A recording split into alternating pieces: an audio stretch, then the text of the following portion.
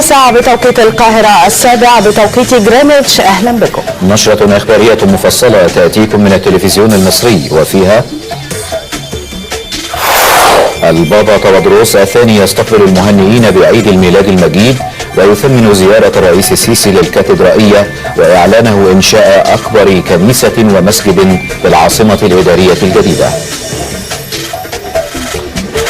كما حرص المحافظون على مشاركة الإخوة الأقباط لاحتفالات بأعياد الميلاد وتقديم التهنئة بزيارة عدد من الكنائس بمراكز المحافظات المختلفة. وأكد السادة المحافظون أن مشاركة الإخوة الأقباط احتفالاتهم يعد تعبيرا عن صدق المشاعر التي تميز الشعب المصري الحريص على وحدته وتماسكه.